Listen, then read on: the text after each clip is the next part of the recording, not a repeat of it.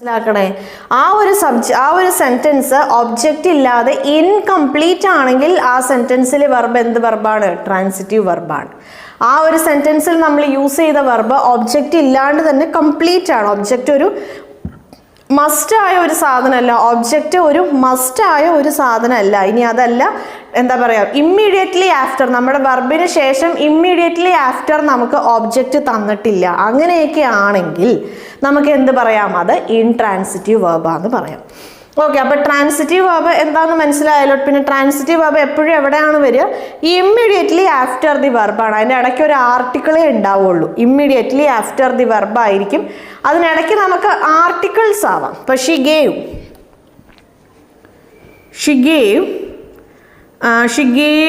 him